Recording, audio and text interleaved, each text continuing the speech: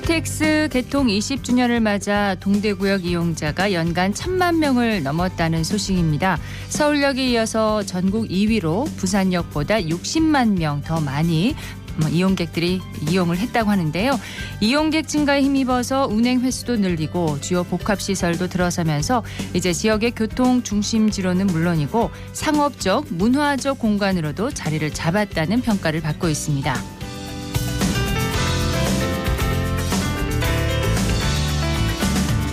안녕하십니까. 생생매거진 오늘 박은정입니다. 개통 20년이 지난 지금 동대구역이 지역을 넘어서 국내 교통 중심지로 거듭나려면 보완과 개선이 계속돼야 한다는 지적이 나오는데요.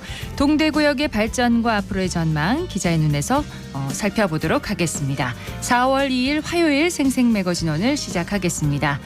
자, 기자의 눈으로 지역의 현안과 이슈를 들여다봅니다. 매일신문 구민수 기자와 함께합니다. 어서 오세요. 네, 안녕하세요. KTX 개통 벌써 20년이 됐네요. 네. 예, 이제는 우리에게 참 친숙한 교통수단이 됐습니다. 네, 맞습니다. KTX와 인천국제공항은 지난 1988년 노태우 정부의 강한 의지로 시작됐습니다. 네. 치열한 국제 경쟁 시대 속에서 수출 생산성을 높이기 위해 도입이 됐는데요.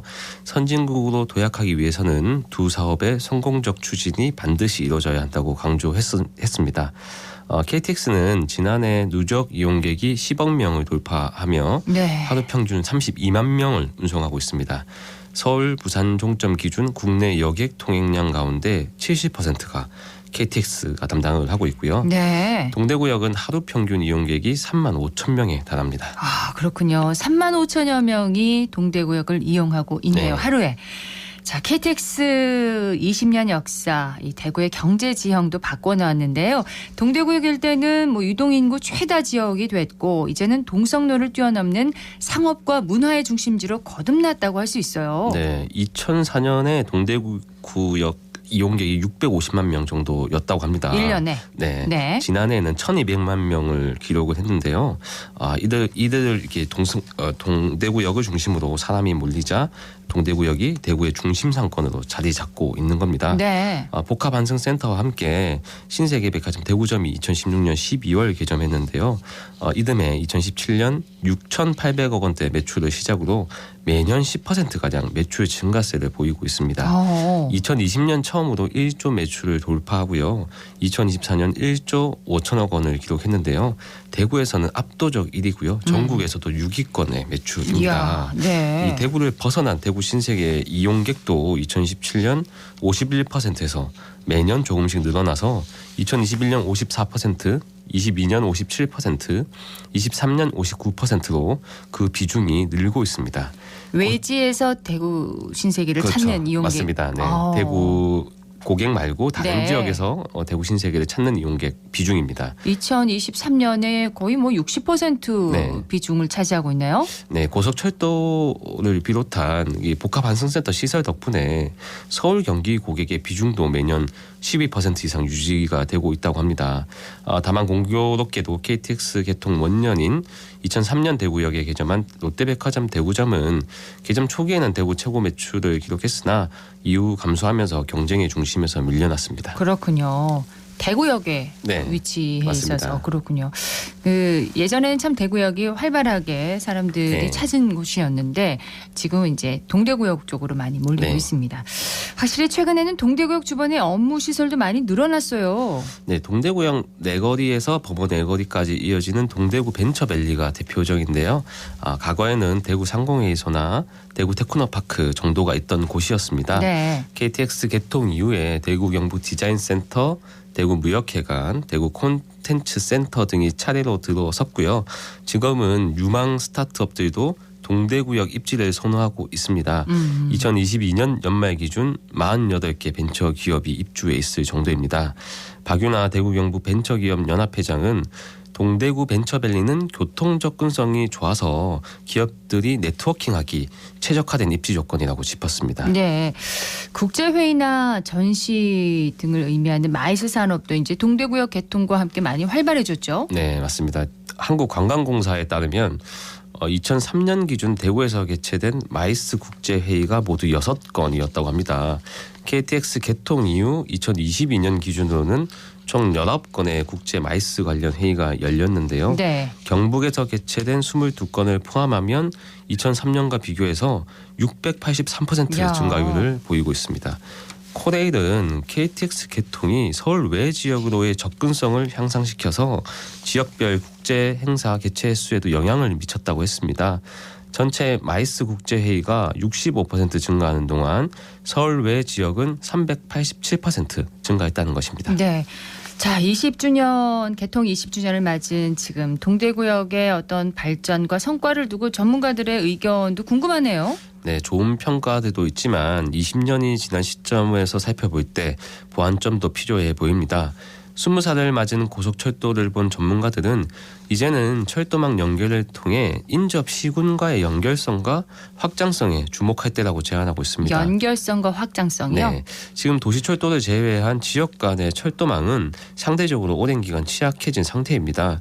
그래서 대구가 그동안 도로망 구축에 집중해 왔다면 이제는 철도망에 더 큰 투자를 해야 한다는 목소리가 나오고 있는 건데요.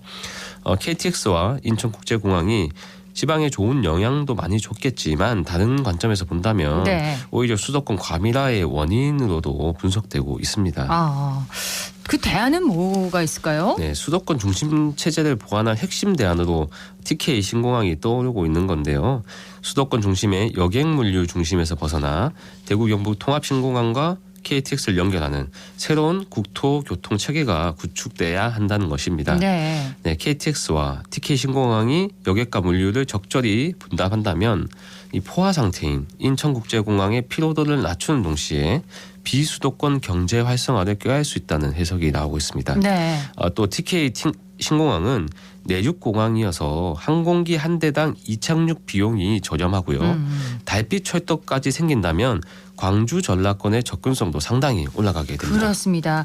자, 이렇게 이제 신공항이 원활하게 그 기능을 다하려면 철도 수송망이 이제 필수 요소가 되는 거잖아요. 네. 지금 대구 경북 중심으로 여러 철도 교통망이 만들어지고 있습니다. 네, 신공항과 연계한 철도망 구축 사업을 살펴보면요. 대구 경북 신공항 철도가 우선 있고요. 대구 광주 달빛 철도가 있고 김천에서 의성까지 이어지는 철도가 또 만들어지고 있습니다. 네. 여기에 대구 산업선 철도와 중앙선, 복선화 철도까지 합하면 모두 5건이 달하는데요. 대구시와 경상북도는 신공항을 중심으로 핵심 철도망이 순차적으로 개통을 하면 대구 경북이 여객 물류의 핵심 통로가 될 것으로 보고 있습니다. 네. 신공항 접근성을 획기적으로 높일 대구 경북 신공항 철도는 2030년 개통을 목표로 사업비 2조 7천억 원을 투입해서 대구에서 신공항을 거쳐 의성까지 62.3km 구간을 건설하는 사업입니다. 네. 서대구역과 대구 국가산업단지를 잇는 대구 산업선 철도 건설 사업은 오는 2027년 개통을 목표로 현재 설계 절차를 밟고 있는데요. 대구 산업선이 향후 창원까지 연결되면 신공항은 경남 주민들도 이용할 수 있는 남부권 대표 공항이 될 것으로 기대가 됩니다. 그리고 대구와 광주를 연결하는 달빛 철도에 거는 기대도 크잖아요. 네, 2020년에 한국교통연구원에서 분석한 자료가 있는데요. 광주 송정역과 서대구역을 잇는 달빛철도가 건설이 되면 생산 유발 효과가 7조 3천억 원에 이른다는 분석 효과가 있습니다. 네. 또 부가가치 유발은 2조 2천억 원, 고용 유발은 3만 8천억 원으로 추산이 되고 있습니다. 네. 달빛철도는 경부선, 호남선, 남부내륙선, 전라선과 연결되고 향후 대구 경북 신공항 철도를 통해 중앙선으로 연결이 되고 있습니다. 이렇게 되면 수도권에 대응하는 남부 거대 경제권 구축의 핵심이 될 것으로 좀 기대가 됩니다. 네, KTX 개통 20주년을 맞아서 동대구역 현황과 또 전문가들의 의견을 한번 정리를 해봤는데 지역의 교통망 구축과 발전을 위해서 앞으로 또 어떤 점들을 더 보완해 가야 할까요? 네, 앞으로는 서대구역이 좀 관건이 될 것 같은데요. 네. 예, 개통 2년째 누적 승객이 260만 명을 돌파했고요. 올해는 대구권 광역철도 개통과 함께 추가 도약이 기대가 됩니다. 다만 개통 이후 고질적인 주차난과 지지부진한 역세권 개발, 역사 주변 인프라 부족 문제들이 해결해야 할 과제로 남아있고요. 네. 동대구역과 비교하면 여러 가지로 시설이 열악합니다. 도시철도역도 한 2.4km 정도 떨어져 있거든요. 제일 가까운 역과. 그렇죠. 예, 버스 노선도 10개에 불과해서 동대구역 비해서는 대중교통 접근성이 크게 떨어지고 주차장도 많이 부족한 상태입니다. 네. 대구시가 일단 9월까지 서대구역 인근에 교통광장을 조성해서 주차시설을 보강했다고 하니 이런 불편한 점들을 빨리 개선하고 인프라 확충에도 나서는 게 필요해 보입니다. 네, 서대구역을 좀 더 네. 활발하게 개발할 필요가 있다. 주변을요. 예, 매일신문의 구민수 기자였습니다. 고맙습니다. 네, 감사합니다.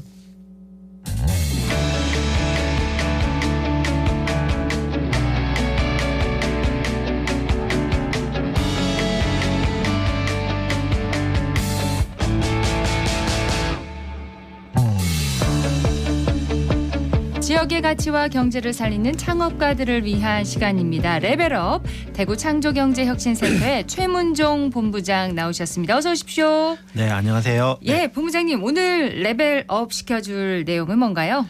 네, 지난번에 스타트업의 정의부터 창업의 기초를 전반적으로 설명했는데요.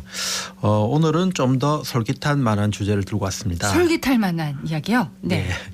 바로 투자에 관한 이야기인데요. 할 이야기가 많아서 2부작으로 소개해드리려고 합니다. 네, 투자. 스타트업에 있어서 투자는 정말 중요한 요소가 될 것 같습니다. 네, 맞습니다. 스타트업을 창업하고 나면 열정과 아이디어만으로는 부족합니다. 그래서 자금이 필요한데요. 한국에서 가장 유명한 배달 플랫폼도 2014년도에 주요 투자사로부터 120억 원의 투자를 받은 뒤에 기술 개발과 서비스 확장을 더 강화해서 시리즈 E 단계까지 투자를 받고 국내외에서 한국 대표 유니콘 기업으로 성장을 했습니다. 네. 이처럼 스타트업에서 투자는 매우 중요한 요소입니다. 그렇습니다. 용어가 좀 생소한 게 있는데 시리즈 E는 뭐 어떤 단계를 말하는 건가요? 네, 쉽게 말해서 투자 단계를 말을 합니다. 스타트업의 투자 단계는 이제 성장 과정과 규모에 따라 주로 분류하는데요. 네.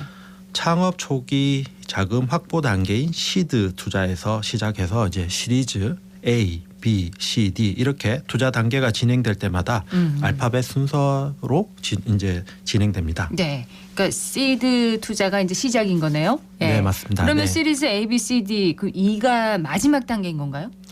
그렇지는 않고요. 단계는 계속 이론상은 계속 가지만 네. 투자 단계의 내용을 또 추가 설명을 한번 드리면요. 시드 투자 단계는 한글로 하면 이제 씨앗이라는 의미고요. 그러네요. 네, 씨앗 용어처럼 무궁무진한 가능성이 피어나는 시기를 의미하는 용어입니다. 네. 보통 머릿속에 있는 아이디어를 구체적인 제품으로 만드는 시기이고요. 초기 제품이나 프로토타입과 같은 시제품 수준에서 투자를 진행하는 것을 의미합니다. 보통 뭐 금액이 정해진 건 아니지만 보통 창업 초기 자금 확보 단계이면서 개인이나 엔젤 투자자들로부터 투자를 많이 하는 단계로 작으면 뭐 5천만 원부터 한 3억 원 정도로 투자를 하고 있습니다. 네. 네, 최근에는 이제 투자사들도 초기의 우수한 기업을 확보하기 위해서 시드 단계부터 투자를 시작하고 있습니다. 그렇군요. 그러면 시드 다음에 시리즈 A, B, C, D 이렇게 확장된다고 하셨잖아요. 네. 단계마다 어떻게 다른 건가요? 네, 설명을 좀 추가로 드리면요. 네. 시리즈 A 단계는 이제 시장 검증을 마친 시제품이나 베타 버전을 이제 정식으로 오픈하기 위해 준비하는 단계이면서 보통 투자 금액이 5억에서 한 50억 정도 됩니다.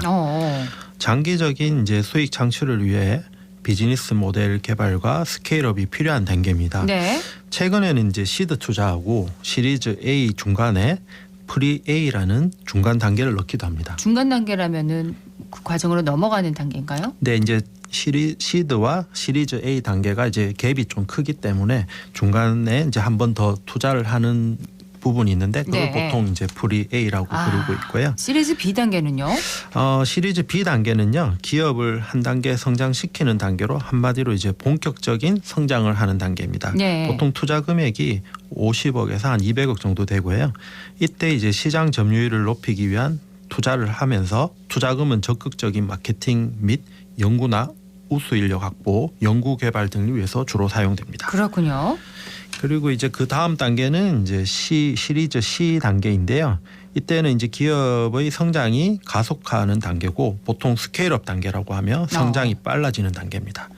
보통 이제 수백억 원 이상이 투자를 하게 되고요.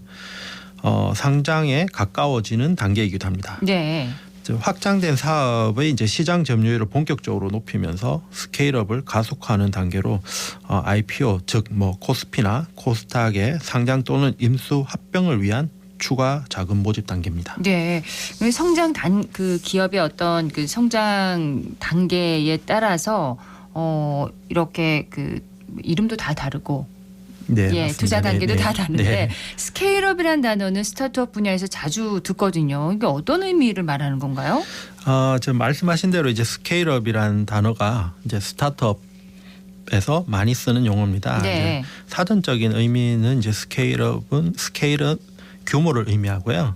업은 이제 확대를 뜻하는데요. 일반적으로는 이제 기술이나 제품 생산 능력을 확대할 때 이제 주로 사용하고요. 네. 이게 이제 스타트업에 적용되면서 스타트업 중에서도 빠르게 성장하는 고성장 기업의 의미로 주로 통용되고 있습니다. 그렇군요. 그러니까 그 스타트업 투자 단계라든지 관련 용어가 아직은 좀 일반인들에게는 좀 익숙하지는 않은데 IPO는 또 어떤 뜻인가요? 네, 사실 뭐 투자에 관련된 용어만 해도 이제 수백 가지가 넘기 때문에 네, 뭐 한 시간 내에 이제 넘게 해야 될 정도로 할 게 많습니다. 네. 그래서 뭐 기본적인 투자 용어 학습부터 투자 받을 시 준비 사항, 투자사 찾는 법, 그리고 투자 유치 시 뭐 주의 사항 등은 다음번에 좀 더 자세하게 한번 설명을 드리도록 하겠습니다. 알겠습니다. 네. 이렇게 많은 스타트업을 이제 교육을 하고 지켜봐 오셨을 거 아니에요. 근데 가장 인상 깊었던 투자자가 또 있을 것 같습니다. 좀 소개를 해주시죠. 네, 요즘 뭐 사실 젊고 대단한 스타트업 대표님들이 너무 많아서 뭐 네. 누구 말씀드려야 할지 참 고민되는데요. 최근 사례를 공유하자면은 햄프시드라고 대바 씨앗을 원료로 한 아이템을 사업을 하고 있는 기업이 창업 초기임에도 아주 높은 성장을 하고 있는 기업이 있어서 많은 기대를 하고 있습니다. 캠프시드라면 뭐 어떤 걸 말하는 건가요? 네, 대마 씨앗. 그렇죠. 이제 네. 대마 씨앗은요, 이제 환각 성분을 제거한 씨앗을 햄프시드라고 하고요. 이제 미국 타임즈가 선정한 슈퍼푸드 하나로 최근 주목받고 있습니다. 네. 또 영양소가 풍부한 견과류이기 때문에 좀 주목받고 있는데요. 해당 스타트업은 이제 대마 씨앗을 이용해서 자체 가공 기술을 보유하고 있어서 관련 식음료 제조를 해서 사업을 시작했고 최근에는 에너지 드링크 제품이 판매가 잘 돼서 창업 2년 만에 누적 매출 50억을 달성했습니다. 그렇군요. 오랜 기간 노력을 하고 준비했기에 이런 성과가 있었겠네요. 네, 정말 뭐 대단하다고 느껴지는 부분이 사실 대표님이 굉장히 젊으신 여성 CEO신데요. 네. 2021년도 하반기에 창업을 하셨는데 꾸준히 투자 유치를 위해 투자자와 컨택하시고 또 사업 아이템도 꾸준히 개발해서 단기간에 제조 공장을 설립하셨고요. 그렇군요. 예, 또 기술 경쟁력을 확보하기 위해서 특허도 등록하시고 또 최근에는 햄프시드 단백질을 이용해서 식물성 이제 대체육 제조 기술 개발에 돌입했다고 합니다. 투자도 이제 똑똑하게 받으시고 기술 개발도 적극적으로 임하셔서 요즘 기대가 되고 있는 기업입니다. 네, 오늘 레벨업에서는 스타트업 투자 단계와 유형에 대해서 한번 알아봤습니다. 최문종 본부장이었습니다. 고맙습니다. 네, 감사합니다.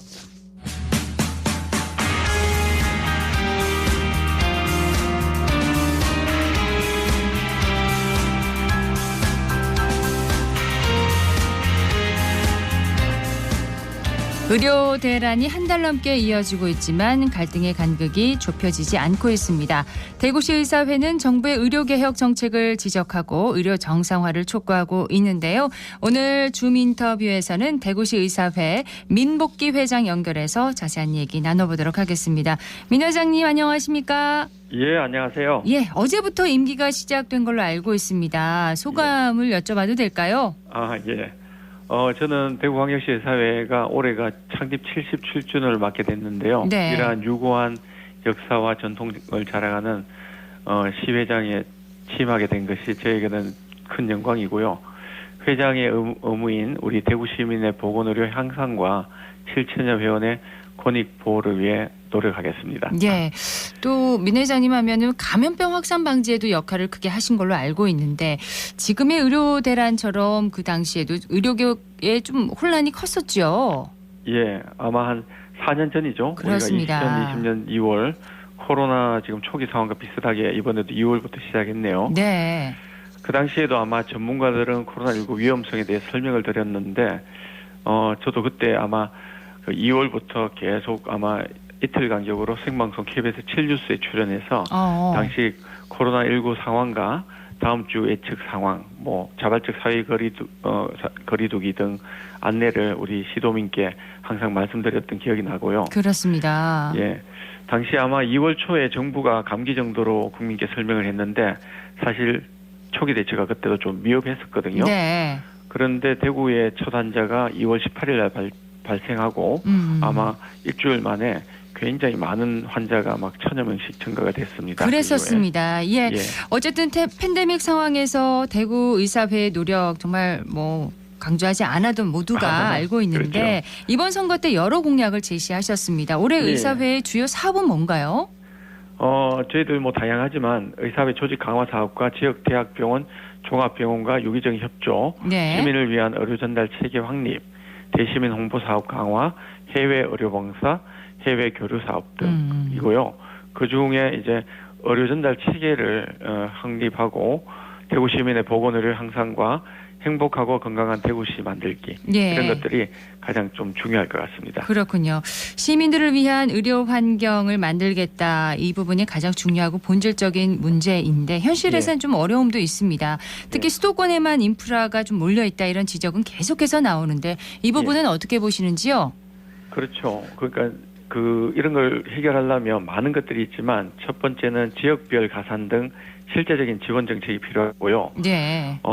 위암, 대장암 등 5대 암의 경우에는 수도권 대학병원과 제약대학병원의 완치율이 같다는 연구 결과에도 불구하고 KTX 등 편리한 접근성 등으로 수도권으로 환자분들이 많이 가고 있어요. 그렇습니다. 그래서 대구시 의사회에서는 지역 의료 활성화, 공청회와 광고 등을 통해서 시도민께 지역 의료기관의 우수함을 적극적으로 홍보할 계획입니다. 네. 지난해 뭐 응급실 뺑뺑이 문제 정말 심각했었는데 지역에서도 큰 파장이 있었습니다. 예. 자, 대구시에서 책임형 응급의료 대책을 마련해서 시행하고 있는데 지금까지 성과가 좋다는 반응이 있긴 합니다. 여기에 대한 의견 설명 좀 여쭤볼게요. 예. 대구 책임형 응급의료 대책 기본 원칙이 저희들 환자의 중증도 분류와 병상 여유 정도 등을 종합 상황판으로 확인해서 이송병원을 선정하고 이송하는 건데요. 꼭 이제 필수적으로 어느 한 병원이라도 환자를 수용할 수 있도록 하는 겁니다. 이로 인해서 응급 환자 이송 시간이 단축되는 등 좋은 성과를 내었습니다. 예. 그러나 뭐 구조적 개선은 있으나 근본적으로는 응급의료진 보상이 강화돼야 되고 인력 추궁 같은 것이 필요하고요. 예. 그리고 2차 병원과 전문 종합병원으로의 응급 이송 등 의료 전달 체계가 잘 유지되도록 대구시에서 어떻게 보면 지속적으로 대시민 홍보를 해야 할 것 같습니다. 그렇습니다. 자, 의료 대란으로 지금 이 시간에도 이제 환자들 이 불편은 계속되고 있는데 의료계에서 바라보는 이 문제 해결책은 뭐라고 보시는지 또 대구 의사회의 의견도 좀 묻고 싶습니다. 예, 이거를 제가 이제 근본적으로는 한 3가지로 먼저 말씀을 드릴게요. 네. 그러니까 이런 것을 할 때는 첫 번째는 우리가 국민이 정확하게 알 수 있도록 예를 들어서 TV 토론회나 시민단체, 여야, 정부, 의료계가 모두 참여한 공청회를 충분히 개최하고 국민들의 알 권리를 보장해야 하고요. 그다음에 지금 이번에 문제와 같이 전공의와 같은 젊은 의사들이 정책 결정에 참여해야 되고 국민이 듣기에 합리적 의견이 있으면 정부에서도 같이 수용하면 될 것 같고요. 두 번째는 이게 정원을 하되 지금 총선이 있다 보니까 정치적 관점에서 급진적으로 하지 말고 사실 교육 수련이 가능한지 현실적으로 점진적으로 해야 되는 부분이었습니다. 네. 그래서 자꾸 늦춰지면 국민들 피해가 생기면 안 되거든요. 사실 오늘 저녁이라도 빨리 대화의 협의체가 구성돼야 되는 게 가장 중요합니다. 점진적으로 해야 된다라는 말씀을 좀 구체적으로 설명을 해 주시겠습니까? 예, 이 점진적으로라는 거는 지금 정부하고 의료계가 숫자를 뭐 0명이다 2,000명이다 이렇게 정하지 말고 그냥 전공의 의대생, 의협, 병협, 교수협이나 정부 시민단체, 여야 뭐 그다음에 OECD 같은 국제기구로 구성된 협의체를 이제 그냥 구성을 빨리 하면 됩니다. 공수로. 그러면 이제 이러한 인력 수급은 대한민국에 보면 의학 할리몰이라고 있는데 거기 같으면 보통 3개월 정도면 정확하고 과학적인 의사수를 예측할 수가 있거든요. 예. 근데 현재까지는 정부나 의료계가 이 수를 예측할 수 있도록 준비가 솔직히 안 됐어요. 그거는 지금 언론에 나오는 것만이 아니고 실제적으로 그렇지는 않거든요, 둘 다. 예. 그래서 지금 이제 의대 정원 확정 시한이 실제는 5월 말 정도까지이기 때문에 네. 조금 회의를 자주 하게 되면 3개월 정도 걸리는 회의를 한 6, 7주 만에 할 수도 있습니다. 네. 그러면 그때까지 논의를 충분히 하고 그 숫자를 가지고 과학적으로 이제 2025년에 진행하면 되고요. 예. 만약에 논의를 했는데 시간이 좀 부족하면 몇 달 더 논의하면 2026년에 하면 됩니다. 예. 사실 그 1년이 전부 다를 바꿀 수는 없고요. 그래서 거기에 너무 연연하지 말자. 이게 지금 가장 중요할 것 같고. 네. 그다음에 마무리를 해주시죠. 예, 필수 의료 확보를 하려 그러면 우리가 군의관 공중보건이 국가노무사령부 같은데 이제 군의학교나 이런 것들을 세우면 네. 실제 이제 필수 의료 복무를 할 수 있는 분들이 거기에서 의학 교육을 받고 10에서 20년 정도를 필수 의료에 의무 복무를 할 수 있으면 이게 현실적인 방안들입니다. 예.